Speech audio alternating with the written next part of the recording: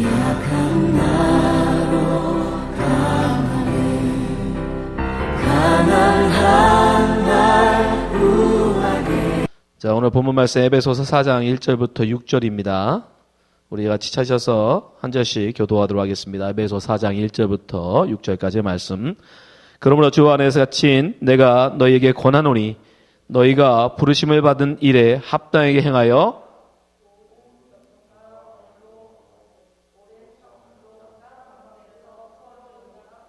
평안에 매는 줄로 성령이 하나 되게 하신 것을 힘써 지키라.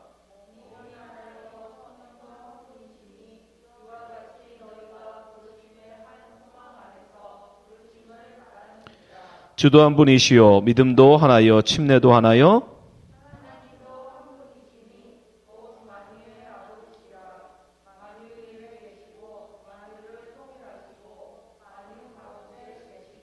아멘.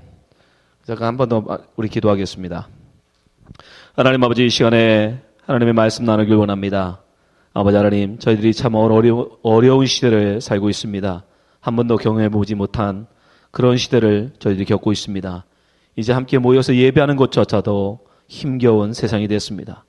아버지 하나님, 이럴 때 우리가 어찌 살아야 할지 성경 말씀 속에서 그 해답을 찾게 하여 주시옵소서.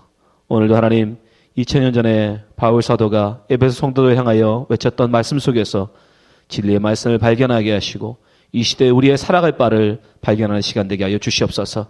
전하나 듣는 자나 이 말씀 속에서 하나님의 귀한 은혜를 하나님 찾도록 인도해 주시기 원하며 예수님 이름으로 기도합나이다. 아멘.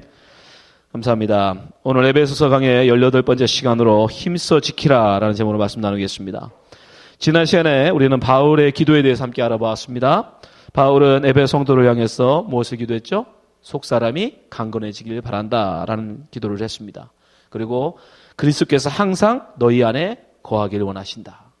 그 다음에 마지막으로 그리스도의 사랑을 너희가 깊이 알아갔으면 좋겠다 라는 그런 기도를 했습니다. 근데 이 모든 기도가 성도들에게 응답되기 위해서는 무엇을 해야 된다고 그랬죠?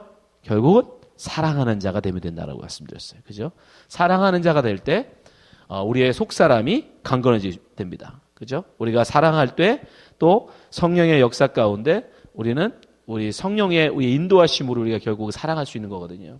그래서 성령이 거하심, 그건 다른 말로 그리스도께서 우리에게 거하심이 되는 거고, 또 우리가 그렇게 사랑함으로써 또 뭘 알 수 있어요?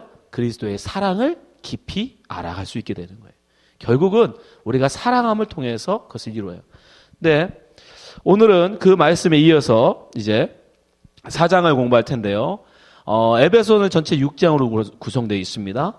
근데 바울 서신의 보통 구성이 그렇듯이 앞에 부분에서는 어떤 이론적인 것을 이야기하다가 뒤에 부분에 가면 실천적인 것을 이야기해요. 예, 오늘도부터 4장부터도 역시 마찬가지예요. 앞에까지는 이제까지 하나님의 우리가 무엇을 믿어야 할지에 대해서 하나님의 은혜가 어떤 것인지 이래서 이야기했다면 이제부터 그 하나님의 은혜로 부름받은 성도라면 우리가 교회 성도로서 어떻게 살아갈 것인가에 대한 이야기를 합니다. 그래서 늘 바울이 이렇게 말을 전환할 때 쓰는 말이 그러므로 하는 말이에요. 그러므로. 그래서 오늘 4장 1절 한번 보세요. 자, 4장 1절. 그러므로 주 안에 갇힌 내가 너희를 권하노니 너희가 부르심을 받은 일에 합당하게 해. 그래서 행위에 대해서, 삶에 대해서 이제 얘기합니다. 그래서 말을 전환시키는 접속사가 뭐예요? 그러므로라는 단어예요. 그러므로. 그래서 이것을 굳이 나누자면 앞에가 신학이라면 이제부터는 윤리가 시작되는 거예요. 앞에가 이론이라면 이제부터는 실기예요. 어떻게 이제 믿는 자로서 그 은혜로 부름받은 사람으로서 앞으로 어떻게 살 것인가. 1장부터 3장을 다시 한번 우리가 욕해보면 뭐라고 했어요? 하나님의 크신 은혜. 너희는 하나님의 크신 은혜 가운데 부름받았다. 하나님이 너희들에게 정말 하늘의 신령한 복을 주시려고 너희들을 불러주셨다. 그래서 너희들이 그 은혜를 받았는데 그 하나님의 크신 은혜뿐 아니라 예수 그리스도를 통한 그 속량의 은혜를 또 받았다. 그리고 성령을 통해서 하나님이 지금도 역사하신다. 그래서 성부와 성자와 성령의 은혜를 이야기하다가 2장에 넘어가면 무엇을 얘기하죠?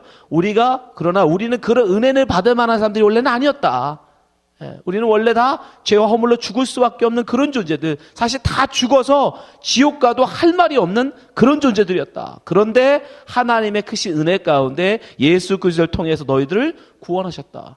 구원하실 뿐 아니라 너희들을 이제는 하나님의 가족, 하나님의 하늘나라의 시민. 옛날에는 너희들이 이방인이었고 말씀과는 율법과 아무 상관없는 외인이었다. 그러나 하나님의 너희들을 이제 하나님의 백성으로 삼아주셨다. 그것이 유대인뿐 아니라 이제 이방인 너희들까지도 다 하나님이 부르셔서 예수 그리스도가 머리이신 교회의 한 몸으로 하나됨으로 연합시켜 버리셨다. 그것을 우리가 교회라고 부른다는 거죠. 교회. 그렇게 너희는 교회라는 하나의 그 큰 하나님의 한 몸된 연합체의 일원이 된 것이다. 그걸 우리가 성도라고 부르죠. 그런 성도로 너희들이 살았다는가 3장까지 이야기해요. 그러면서 마지막에 이제 지난주에 우리 살펴본 기도를 하는 거예요. 그 축복의 기도를. 너희들이 그런 은혜 가운데 성도로 부름받았으니까 너희들이 더욱더 강건해지고 하나님 그리스도의 사랑을 더욱더 깊이 알아갔으면 좋겠다라는 그런 기도를 해요. 그리고 4장 넘어오면 이제 그러면 어떻게 살 것인가. 첫 번째 1장부터 여러분 4장 1절부터 16절까지는 우리가 어떻게 살 것인가에 대해서 첫 번째 무엇을 위해 살 것인가를 이야기해요. 무엇을 위해 살 것인가. 너희들이 성도로 부름받았는데 그 성도의 삶은 과연 무엇을 위해 살아가야 되는 것인가를 이야기합니다. 그리고 4장 17절부터 5장 21절까지 길게 설명하는 건 뭐냐면 성도로서 그러면 어떻게 거룩하게 살 것인가. 거기에 옛사람과 새사람이라는 것을 비유해서 이야기해줘요. 그래서 새사람 된 그리스도 안에서 너희들은 새사람이 되어야 하고 그 새사람은 이러이러한 삶을 살아내야 한다. 그러면서 그 안에 들어가면 여러 가지 비유들을 이야기하거든요. 그리고서 5장 22절부터 6장 9절에 가면 이제 거룩한 성도로서의 가정생활에 대해서 얘기해요. 그래서 남편과 아내에 대해서 부모와 자녀와의 관계에 대해서 그다음에 종과 그 상전과의 관계에 대해서 쭉 얘기합니다. 그리고 마지막에 가면 성도에게는 그런데 영적 싸움이 있다. 보이지 않는 것과의 싸움이 있다. 거기에서 그래서 너희들은 전신갑주를 입어야 한다가 6장 10절부터 20절까지. 그리고 이제 6장 21절부터 마지막까지는 이제 마지막 마무리 인사라고 끝나거든요. 그러니까 지금 4장 1절부터 6장 20절까지 전체가 성도의 삶에 대한 이야기예요. 어떻게 살 것인가. 그래서 오늘은 그 처음 시작으로서 성도는 과연 무엇을 위해 살아야 하는가에 대한 이야기예요. 총론이죠. 성도라면 우리가 하나님의 은혜로 교회의 성도로 부름받았다라면 그러면 어떻게 해서 무엇을 위해 살 것인가. 목표가 있어야 될 거 아닙니까? 그리고 왜 성도로 우리를 세우셨는가. 그 얘기를 해요. 그래서 오늘 3절에 보면 분명하게 얘기합니다. 자, 에베소 4장 3절 한번 보세요. 같이 읽어볼게요. 에베소 4장 3절 시작. 평안에 매는 줄로 성령이 하나 되게 하신 것을 힘써 지키라. 이게 4장부터 6장 2절까지의 원래 핵심 구절이에요. 뭘 지켜라? 성령이 하나 되게 하신 것을 힘써 지키라. 이거예요. 그래서 그 힘써 지켜서 어떻게 살아야 되는지 삶에 대해서 나중에 이제 구체적으로 풀어가는 겁니다. 근데 그래서 결국 성도란 무엇을 하는 사람이다? 성령이 하나 되게 하신 것을 힘써 지키는 삶이 바로 성도예요. 그게 우리의 목표예요. 성령이 우리로 하나 되게 하신 것. 여러분 하나 되게 하심 이러면 뭐가 생각나야 돼요? 하나 되게 하심. 하나로. 그걸 줄임말 두 자로 줄이면 연합이라고 하죠. 연합. 그죠? 하나. 여럿이 각자가 있는데 이거를 하나로 묶었어. 이거를 연합이라고 하죠. 그죠? 연합. 근데 연합 말고 에베소에서 이미 쓴 단어가 있어요. 기억나시는 분? 무슨 단어가 있었죠? 우리의 소원은 통일. 예. 에베소 1장 10절에 보면 여기서 이 하나 되게 하심을 뭐라고 표현하냐면 통일이라는 단어를 씁니다. 자, 에베소 1장 10절 보여주세요. 같이 읽을게요. 시작. 하늘에 있는 것이나 땅에 있는 것이 다 그리스도 안에서 통일되게 하려 하심이라. 아멘. 그러니까 결국 성령이 하나 되게 하심, 여러분 성령이라고만 딱 말했지만 사실은 성령 속에 성부 하나님, 성자 하나님, 성령 하나님 다 포함되는 거예요. 그러니까 하나님이 우리를 성도로 부르시는 궁극적인 목적은 하나예요. 그게 뭐예요? 하늘에 있는 것이나 땅에 있는 것이 다 그리스도 안에서 하나 되게 하는 거. 그리스도 안에서 통일되게 하는 거.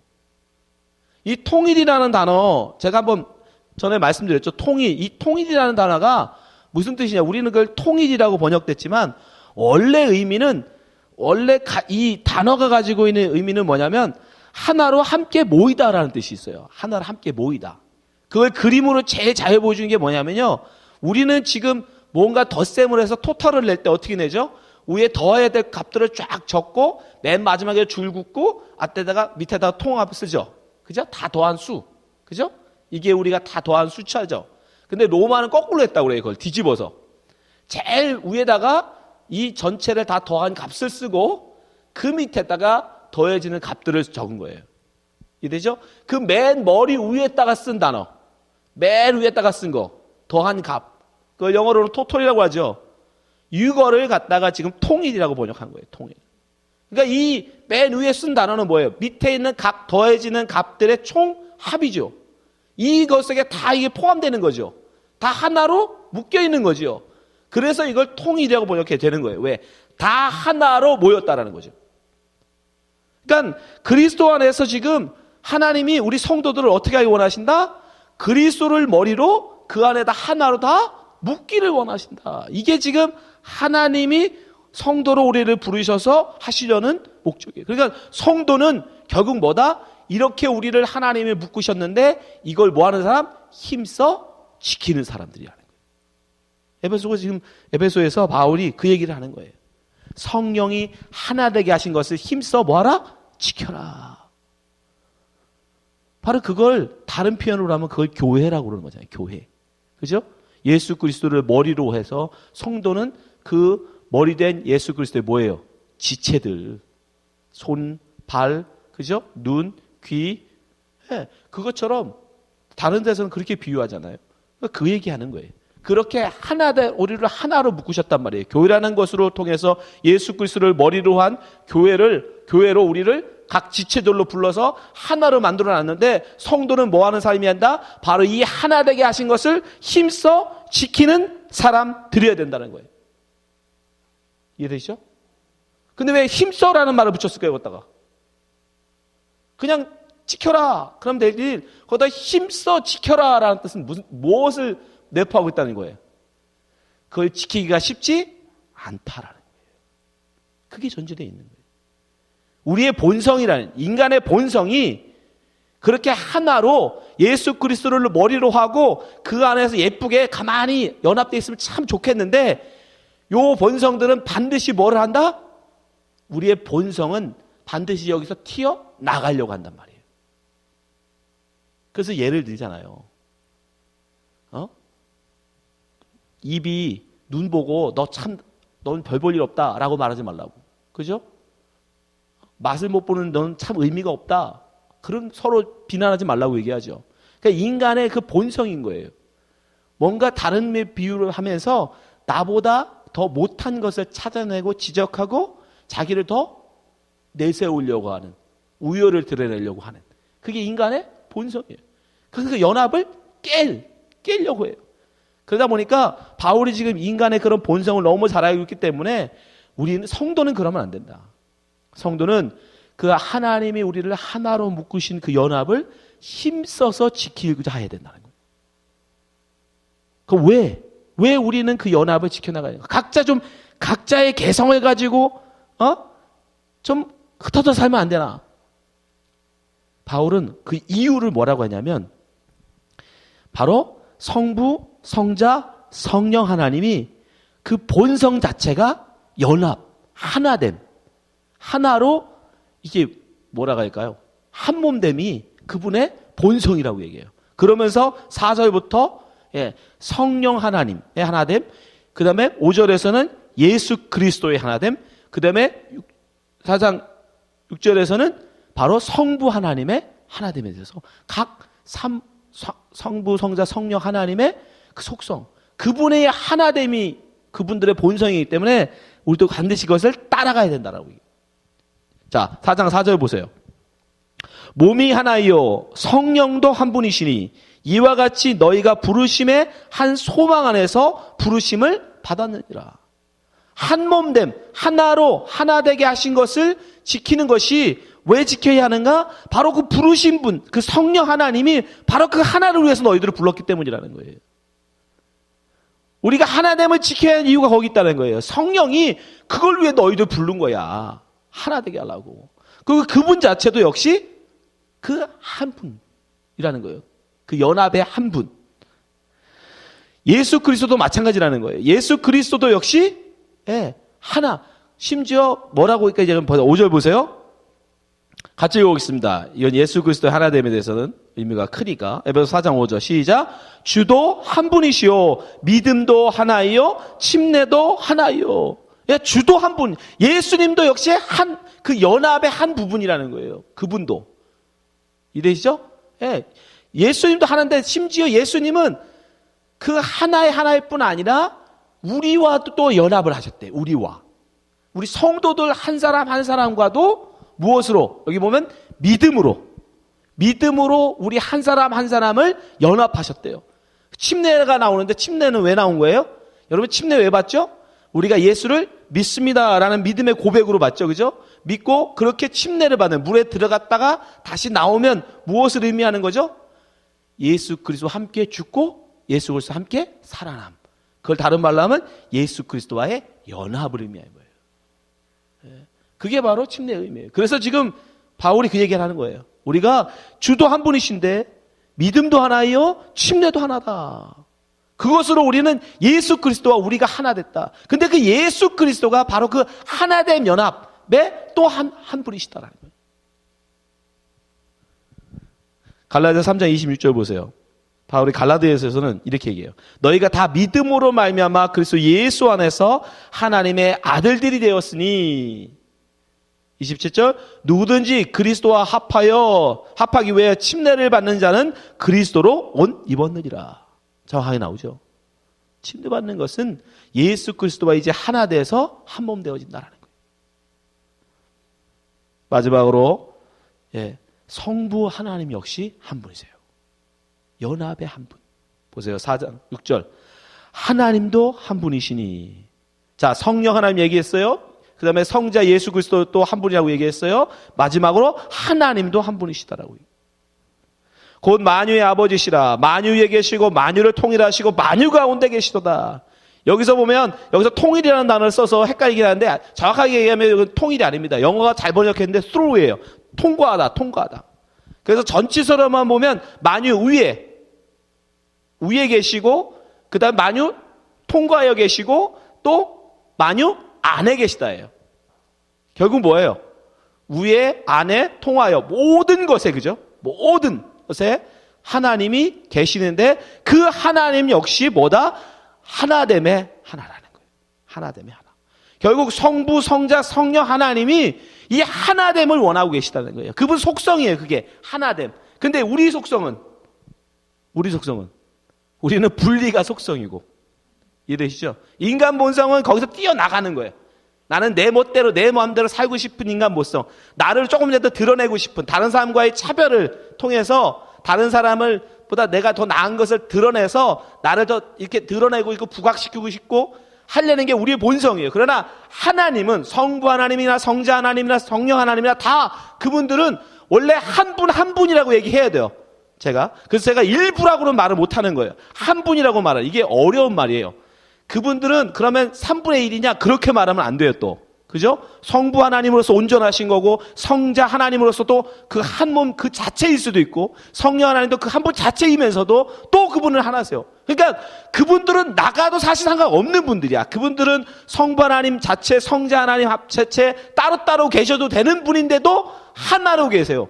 자기의 주장, 자기의 의지, 자기의 뜻을 밝히지 않으세요. 그냥 성부 하나님께 다 함께 복종하세요. 순종하세요. 그래서 하나 되세요. 그래서 우리 보고 지금 뭐라고 하냐면 그런 성부, 성자, 성령 하나님의 은혜 가운데 너희들이 한 몸으로 부름받았으니까 그분께 우리가 함께 붙어 있는 것이 뭐하다? 마땅하다. 그러니 힘써서 그걸 지켜라. 거기 자꾸 튀어나가려고 하지 말라는 거예요. 제가 그 말씀 분명히 드렸어요. 거기 튀어나가는 게 뭔지를. 내 뜻, 내 주장, 내 삶을 살고 싶은 거, 내가 하고 싶은 거 하는 거. 그게 바로 하나님 안에서 튀어나가는 거예요. 예수 그리스도의 말씀처럼 내 뜻대로 마시고 아버지 뜻대로 하옵소서. 그분은 자기 뜻대로 하셔도 되는 분이에요. 그런데 그분은 그걸 내려놓으세요. 그걸 포기하시고 성부 하나님의 뜻에 순종하세요. 그게 바로 하나됨입니다. 그걸 얘기하는 거예요, 바울이. 힘써서 우리가 하나됨을 유기자. 그러면서 그렇게 하나됨을 우리가 계속 지켜나가기 위해서 바울 사도가 5가지에 대해서 얘기해요. 5가지 성품에 대해서. 자, 에베소 4장 1절부터 3절까지 한번 보시면서 5가지 그러면 우리가 뭐를 해야 되느냐가 나와요. 자, 그걸 위해서 잘 찾아보세요. 에베소 4장 1절부터 3절 같이 읽어보겠습니다. 4장 1절부터 3절입니다. 시작. 그러므로 주 안에 갇힌 내가 너희를 권하노니 너희가 부르심을 받은 일에 합당하게 행하여. 자, 행할 일이에요. 2절. 모든 겸손과 온유하고 오래 참음으로 사랑 가운데 서로 용납하고. 3절. 평안에 매는 줄로 성령이 하나 되게 하신 것을 힘써 지키라. 자, 합당하게 행하여 힘써 지키래요. 그러면서 거기에 뭐 하라고 그래요? 첫 번째, 겸손하라. 그죠? 겸손해라. 두 번째, 온유하라고 얘기해요. 세 번째는 오래 참으래요. 네 번째는요, 사랑 가운데 서로 용납하래요. 포용하래요. 용납하다, 포용하다. 마지막이 뭐예요? 평안에 매는 줄이라고 나오죠? 평화예요, 평화. 평화는 평안, 평강 다 같은 말이었어요. 화목. 그러니까 우리말로 하면 그냥 평화라는 거예요. 다른 사람과 평화하라. 그죠? 5가지. 예? 겸손, 온유, 오래 참음, 서로 용납함, 포용, 그 다음에 평화. 근데 여러분 이거 5가지를 보면 우리가 5가지다 어떻게 다 하지? 그죠? 벌써 그 생각 들죠? 안 드세요? 너무 쉽다 이거. 뭐 그거 당연한 거 아니야? 그러면 여러분이 하나님 반열에 올라간 거야. 성부, 성자, 성령의 반열에 계신 거야. 근데 인간은 딱 그 소리 들으면 어휴, 나보고 어떻게 겸손하고 온유하고 오래 참고 뭐 사랑으로 다 용납해주고 그다음에 평화할까? 벌써 우리는 그 중에 한 가지만 하라 모를까? 5가지 다 하나님이. 그래서 힘써 지키라고. 그래서 힘써 지키라. 이렇게 우리가 뭐 5가지 다 하라고 그러면 여러분들이 분명히 힘들어할까봐 제가 그래서 하나로 줄이겠습니다. 요건 5가지 성품을 다 사실은 우리가 개별적으로 한다는 건 어려워요. 바울 사도도 사실 그런 의미로 하고 있는 게 아니에요. 결국 이 말은 또 뭐냐면 결국 사랑하라요. 여러분 생각해 보세요. 온유해라, 겸손해라, 그 다음에 오래 참아라, 그죠? 서로 사랑 용납해라, 그 다음에 평화하라. 이것을 많이 들어봤죠? 여러분 고린도전서 13장에 가면 사랑이라는 것에 대해서 바울이 이렇게 정해요. 사랑이 뭐냐? 자, 고린도전서 13장 4절. 사랑은 오래 참는 것이다. 사랑은 온유한 것이다. 시기하지 아니하며 자랑하지 아니하며 교만하지 않네. 5절. 물에 행치 아니하며 자기의 욕을 구하지 아니하며 성내지 아니하며 악한 것을 생각지 아니하며. 6절. 불의를 기뻐하지 아니하며 진리와 함께 기뻐하고. 7절. 모든 것을 참으며 모든 것을 믿으며 모든 것을 바라며 모든 것을 견디느니라. 결국 뭐예요? 사랑하라. 사랑하면 결국 우리가 이것도 다 할 수 있는 거예요. 사랑하라는 예수 그리스도의 말씀 속에 다 포함되는 거예요. 우리가 사랑하게 되면 우리는 어떻게 할 수 있다? 온유할 수 있어요. 겸손할 수 있습니다. 오래 참을 수 있어요. 서로 용납할 수 있습니다. 평화할 수 있어요. 결국은 사랑하라는 예수님의 말씀 3계명 속에 다 포함된 거예요. 우리가 어떻게 성령이 우리를 하나 되게 하신 것을 힘써 지킬 수 있는가? 다른 게 아닙니다. 사랑하면 돼요. 내 이웃을 예수 그리스도가 우리를 사랑하신 것 같이 우리가 우리 위에 이웃을 사랑할 때 여러분 우리는 성령이 하나 되게 하신 것을 힘써 지킬 수 있는 거예요. 성령이 하나 되게 하신 것을 힘써 지키기 위해서 우리는 서로 사랑하면 돼요. 이것은 바울의 말만 아니라 베드로 사도 역시 같은 말을 해줘요. 베드로전서 4장 7절. 만물의 마지막이 가까웠으니 그러므로 너희는 정신을 차리고 근신하여 기도하라. 8절. 무엇보다도 뜨겁게 서로 사랑할지니 사랑은 허다한 죄를 덮느니라. 여기서 죄가 뭐겠습니까? 바로 연합을 깨트리고 하나님 말씀에 순종하지 아니하고 내 뜻대로 살고 싶은 죄. 그죠? 내 마음대로 내 이름을 내기 위해서 살고 싶은 그 나. 그가 저지르는 모든 걸 다 죄라고 하거든요.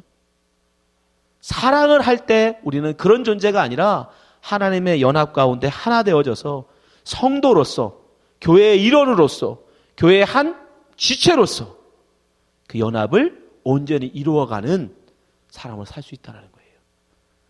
여러분, 사랑할 때 이 모든 것이 결국은 우리는 이루어지는 줄 믿습니다. 바울은 힘써 지키라고 얘기해요. 사랑도 마찬가지입니다. 여러분, 우리가 사랑하라 그러면 자꾸 어떤 분들은 감정적인 사랑을 생각합니다. 그러나 사랑은 성경에서 말하고 있는 예수 그리스도께서 말씀하시는 사랑이라는 사랑은 그런 사랑이 아니에요. 감정적인 게 아닙니다. 사랑은 노력이에요. 결단이에요. 여러분들이 결국은 사랑이라는 건 내가 그렇게로 결심하고 결단해서 행동하는 거예요. 내가 좋아하는 사람, 내가 감정적으로 그냥 끌리는 사람, 해주고 싶은 사람에게 해주는 건 사랑이 아니에요. 그건 예수님께서 분명하게 말씀하셨어요. 자, 마태복음 5장 43절부터 예수님이 서로 사랑하라, 이 사랑하라는 의미가 뭔지를 분명히 얘기합니다. 자, 사랑이 감정인지 여러분 결단인지 한번 보세요. 마태복음 5장 43절. 또 내 이웃을 사랑하고 내 원수를 미워라 하였다는 것을 너희가 들었으나 나는 너희에게 이르노니 너희 원수를 사랑하며 너희를 핍박하는 자를 위하여 기도하라. 이같이 한즉 하늘에 계신 너희 아버지의 아들이 되리니 이는 하나님이 그 해를 악인과 선인에게 비추시며 비를 의로운 자와 불의한 자에게 내려주심이라. 너희가 너희를 사랑하는 자를 사랑하면 무슨 상이 있으리요? 세리도 이같이 아니하느냐? 또 너희가 너희 형제에게만 무난하면 남보다 더한 것이 무엇이냐? 이방인들도 이같이 아니하느냐? 48절. 그러므로 하늘에 계신 너희 아버지의 온전하심 같이 너희도 온전하라. 여기서 온전, 퍼펙이라는 단어를 사랑으로만 바꿔보세요. 그러므로 하늘에 계신 너희 아버지의 사랑하심과 같이 너희도 사랑하라. 맞죠? 예수님 우리에게 뭐라고 하셨어요? 내가 너희를 사랑같이 너희가 서로 사랑하라. 여러분, 사랑은 감정이 아닌 것입니다. 결단인 거예요. 그렇기 때문에 예수님이 그 사랑의 결단의 수준까지 얘기하신 거예요. 우리가 사랑하기로 노력하고 사랑으로 결심하고 사랑해야 될 대상을 예수님은 어디까지? 내가 좋아하는, 내가 싫어하는 그 수준을 넘어 원수까지도. 그 원수까지도, 나를 해한 원수까지도 사랑하기로 우리는 결심하고 결단하고 노력해야 된다는 거예요. 우리에게 말씀하시는 사랑은 그거예요. 감정적으로 끌리는, 그리고 내가 좋아하는 사람만 좋아하는 그런 사랑은 분명 아니라고 예수님이 말씀하세요. 여러분, 우리는 바로 이 사랑의 존재로 부름받은 거예요. 그 사랑을 할 때 우리가 이 사랑을 하기로 결심하고 나가서 여러분이 이 사랑을 하기 위해서 힘쓰고 노력할 때 여러분이 비로소 그리스도의 한 몸의 지체로서의 삶을 살아가는 겁니다. 여러분, 저는 요즘 코로나 때문에 일하면서 무슨 생각을 하냐면, 과연 그리스도인의 그리스도다움은 어디에서 오는가?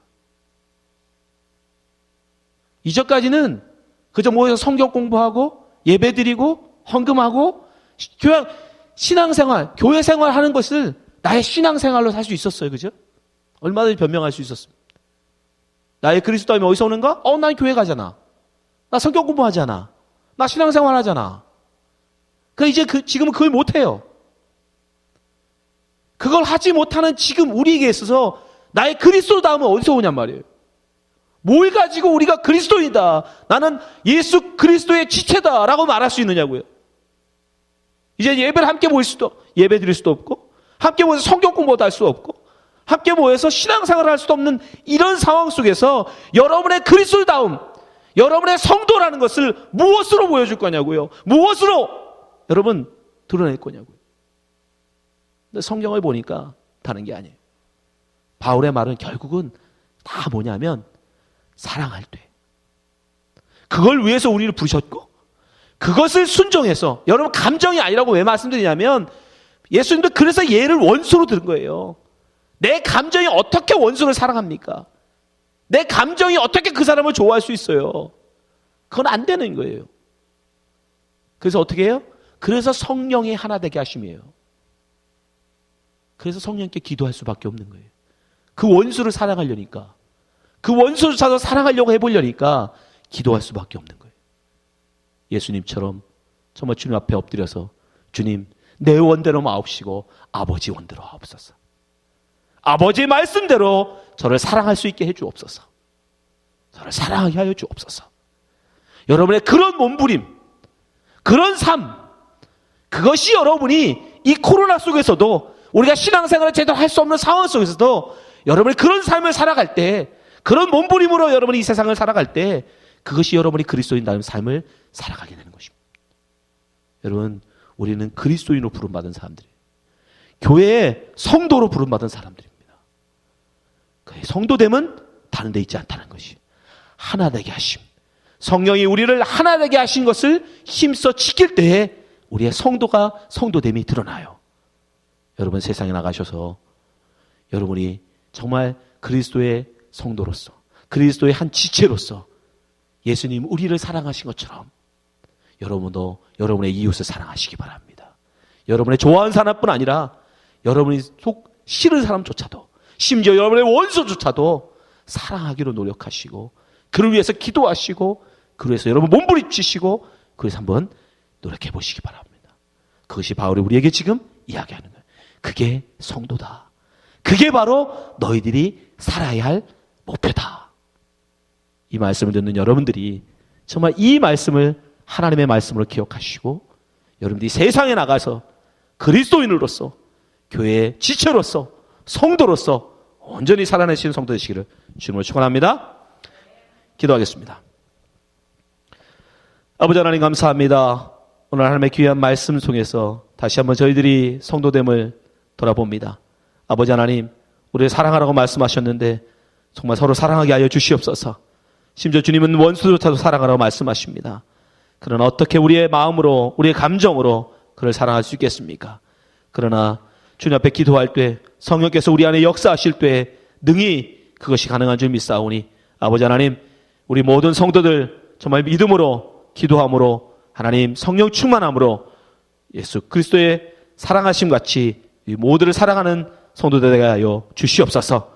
주님께서 언제나 함께 하시고 인도하심 가운데 우리 성도들 세상 가운데서 그리스도인으로 당당히 살아낼 수 있도록 붙잡아 주시기 원하며 예수님 이름으로 기도합나이다. 아멘.